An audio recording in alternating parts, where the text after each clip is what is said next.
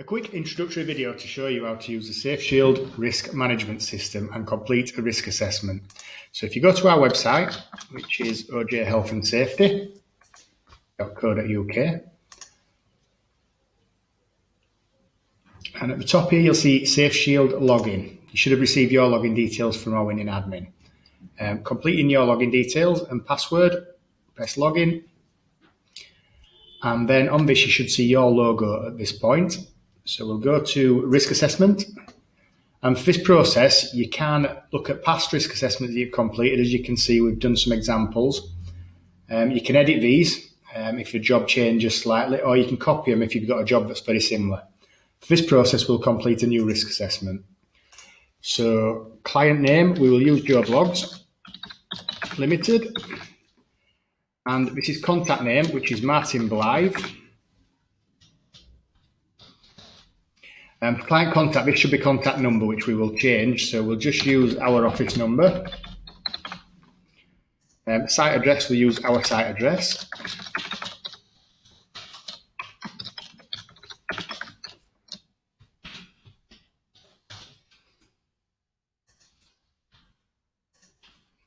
Description, let's just use electrical work, for example. This can be anything which is relevant, obviously, to the job. Managed by. Now, at this point, names will only come up here once you've completed training records. So you add employees into this section, which was a separate video to show you how to do that. So if they're not completed, this part will be blank. So we'll add Martin Blythe again. Date of works, let's say starting next week, with it being a bank holiday, 7 days. So Martin and Owen are going to do the work. Who could be armed? It's not really going to be children, it's not near a school. Let's just use contractors and employees for that section. Continue. So in this section you can pick the relevant hazards to the business, so to the particular job. So for this one we're going to use an example of slip, trips and falls, and maybe electrical fire, with it being electrical works.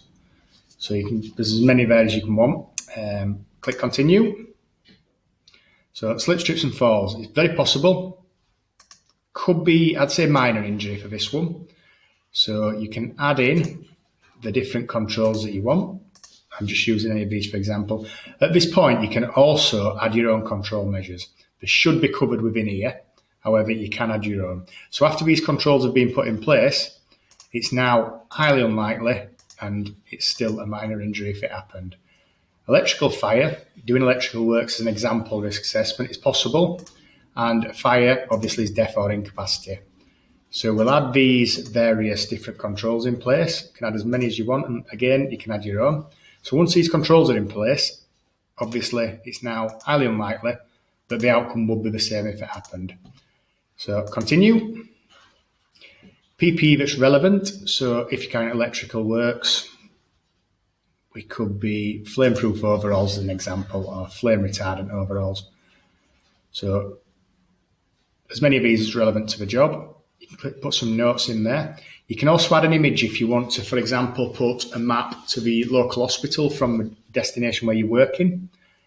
Review date, so this could be when the job finishes, for example. So if you started on that, 7 days, we'll just put that in as an example. Review by Martin Blythe. Again, this list will be empty if you haven't completed this section.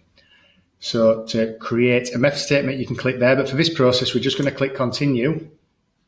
This is what the risk assessment will look like. So you can then print it, and you can print it to PDF or to your printer, whichever you choose, and save. Save it to wherever you want on your computer. However, with this process, you can also you could copy the job if you wanted, but you could also go back to the risk assessment and it's there. And it will maintain and stay there until, well, forever basically. You can edit it, and if you've got a job similar, you can then copy it. If you need any more information, contact us in the office at admin@ojsafety.co.uk.